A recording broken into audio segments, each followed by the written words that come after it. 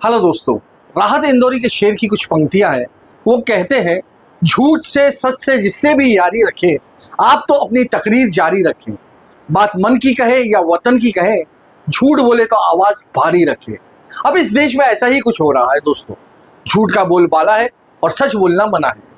Sophia Qureshi को आतंकवादी की बहन कहने वाले खुले बाहर घूम रहे हैं और सोशल मीडिया पर पोस्ट लिखकर मुसलमानों के साथ सही बर्ताव करने की बात कहने वाले अशोका यूनिवर्सिटी के एसोसिएट प्रोफेसर अली खान महमूदाबाद को जेल की सलाखों के पीछे भेज दिया गया है।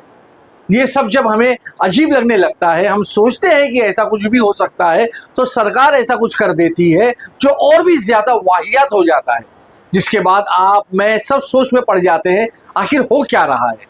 दोस्तों, क्या अब आपको पता है कि देश में फैज अहमद फैज की मशहूर नज्म हम देखेंगे गाना भी देशद्रोह का हिस्सा बन चुका है। अगर यकीन नहीं आए तो नागपुर पुलिस से पूछिए, जिन्होंने वीरा साथीदार मेमोरियल के खिलाफ देशद्रोह का मामला लगा दिया क्योंकि उन्होंने इस नज्म को अपने कार्यक्रम में गाया। पूरी खबर आज की इस रिपोर्ट में हम आपको बताएंगे। हेलो फ्रेंड्स, मेरा नाम है मलिक फरीदी और आप सभी का एक नए एपिसोड में बहुत बहुत स्वागत है। अगर आपने अब तक मेरे इस चैनल खबरें एक्सप्रेस को सब्सक्राइब नहीं किया है तो जरूर कर दें।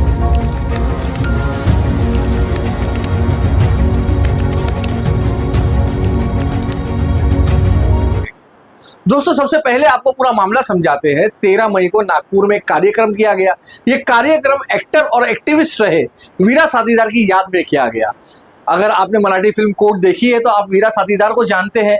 अगर नहीं तो मैं आपको बता दूं, ये ना केवल एक बेहतरीन एक्टर और लेखक थे, ये एक अम्बेडकराइट थे, एक पत्रकार रह चुके थे और एक पॉलिटिकल थिंकर भी थे। इन्हीं की याद में 13 तारीख को नागपुर में एक कार्यक्रम आयोजन किया गया, जहां पर मुंबई के समता कला मंच में हम देखेंगे नज्म को गाया गया और इसके बाद एक शिकायतकर्ता की शिकायत पर इस कार्यक्रम के आयोजकों के खिलाफ मामला दर्ज किया। आरोप लगाया कि गाने में जो लाइन है, सब तख्त गिराए जाएंगे, उसे गाया गया और गाना खत्म होने के बाद एक गायक ने कहा कि यहाँ भी तख्त हिलाने की जरूरत है। इसी के आधार पर एक शिकायतकर्ता ने शिकायत दर्ज की और पुलिस ने भारतीय न्याय संहिता की धारा 152 जो देशद्रोह से संबंधित है, इसके साथ ही धारा 196 यानी दो समूहों के बीच दुश्मनी को बढ़ावा देना और धारा 353 यानी सार्वजनिक शरारत के लिए अनुकूल बयान देने के तहत मामला दर्ज किया गया है। अब दोस्तों, यहाँ पर सोचने वाली बात यह है कि सिर्फ फैज अहमद फैज की नज्म को गाने के कारण क्या ये सारा मामला दर्ज किया गया, या फिर ये इसलिए किया गया क्योंकि फैज पाकिस्तानी थे। शायद कई लोगों को अब भी पता नहीं है कि ये जो नज्म है हम देखेंगे, ये एक तानाशाह के खिलाफ लिखा गया गाना है और उसी संबंध में इस गाने को बनाया गया, जिसका इस्तेमाल कई जगहों पर आज भी किया जाता है। अन्याय को खत्म करना या शोषितों के लिए, शोषितों के हक के लिए ये गाया जाता है। लेकिन अब ऐसा लगता है कि फैज की नज्म का इस्तेमाल करना भी इस देश में गुनाह हो चुका है।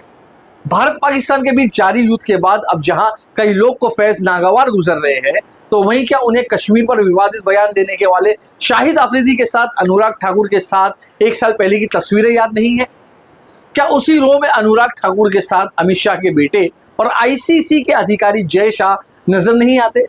क्या उन्हें याद नहीं है कि कैसे केवल वीकेंड पर भारत पाकिस्तान के बीच में मैच को रखा गया था? कैसे हर बार वर्ल्ड कप में इश्तेहारों और पैसों को देखते हुए दोनों टीम को हमेशा एक ही साथ एक ही ग्रुप में रखा जाता है? क्या उनसे कभी सवाल पूछा गया है, या फिर सवाल उन्हीं लोगों से पूछा जाएगा जो फैज के गाने को गाते हैं, जो फैज की नगमों को गुनगुनाते हैं? अब आप में से कई लोग दर्शकों यहाँ पर ये कहेंगे कि ये तो पहलगाम से पहले की बात है, लेकिन आप मुझे बताएं कि क्या भारत और पाकिस्तान के बीच तनाव कई सालों से जारी नहीं है? ये तो पुलवामा के बाद भी ये मिले थे ना। क्या पुलवामा हमले के बाद भी अनुराग ठाकुर और जय शाह का शाहिद आफरीदी के साथ बैठना सही है? क्या उनके खिलाफ कार्रवाई की मांग किसी ने नहीं की? क्यों नहीं की? क्योंकि अब ऐसा लगता है कि इस देश में कुछ लोगों के लिए अलग और दूसरे कई लोगों के लिए अलग नियम बनाए गए हैं। इन्हें दिक्कत फैज से नहीं है दोस्तों, इन्हें दिक्कत ऐसे लोगों से है जो गरीब शोषित की आवाज को उठा रहे हैं या फिर सरकार से सवाल पूछ रहे हैं। इसी के चलते तो अली खान महमूदाबाद को गिरफ्तार किया गया। हम देखेंगे गाने पर मामला दर्ज किया गया, लेकिन दिन रात सोशल मीडिया पर देशभक्ति की आड़ में मुसलमानों के खिलाफ उल्टा सीधा बयान देने वालों के खिलाफ, या फिर बात बात पर मुसलमान को देशभक्ति साबित करने की बात कहने वालों के खिलाफ, या फिर गोदी मीडिया के जरिए दिन रात जहर फैलाने के खिलाफ मामला दर्ज कभी नहीं होता। आपने कहीं सुना है इनके खिलाफ मामला दर्ज होते हुए? दर्ज मामला ऐसे ही लोगों के खिलाफ किया जाता है जो सवाल पूछते हैं। उमर खालिद कितने दिनों से जेल में है, इसके बारे में तो शायद आप लोगों ने सोचना भी छोड़ दिया है। दोस्तों अगर नागपुर की बात कर रहे हैं तो इस मामले को अगर आप देखेंगे तो यह मामला आपको कहीं ना कहीं भीमा कोरेगांव जैसा मामला नजर आएगा। तब भी कई समाज सुधारकों को अर्बन नक्सल बताकर गिरफ्तार किया गया, उन पर दरगाह भड़काने का आरोप लगाया गया, अर्बन नक्सल कहा गया। स्टैन स्वामी की तो जेल में मौत हो गई। आज तक लेकिन किसी को पता नहीं चल पाया कि इन तमाम समाज सुधारकों ने क्या किया था, किस आधार पर जेल में गए थे, उनका गुनाह क्या था। ऐसी चीज अब हमारे देश में आम हो चुकी है और शायद किसी को फर्क भी नहीं पड़ता, क्योंकि मामला फैज अहमद फैज की नस्ब से जुड़ा हुआ है दोस्तों। और इस एपिसोड की शुरुआत में मैंने राहत इंदौरी की शेर से की थी, तो फिर इस रिपोर्ट का अंत भी एक शेर से ही करूंगा। जावेद अख्तर साहब का एक शेर है, एक बेहतरीन शेर है। वो कहते हैं, जो बात कहने से डरते हैं सब, तू वो बात लिख, इतनी अंधेरी थी ना कभी रात लिख, जो रोजमर्रा में कहीं पाती नहीं जगह, जो रोज हर जगह की है वारदात लिख। इसीलिए आज इस एपिसोड के जरिए हम ऐसी वारदात को आपके सामने पेश करने की कोशिश कर रहे हैं।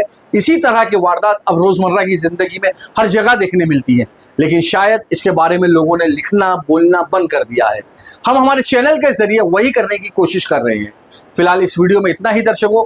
वीडियो पसंद आया तो इसे लाइक करें, दूसरों के साथ साझा करें, और साथ ही साथ अगर आपने मेरे इस चैनल खबरें एक्सप्रेस को सब्सक्राइब नहीं किया है तो वो भी कर ले। फिलहाल दीजिए इजाजत। शुक्रिया दोस्तों।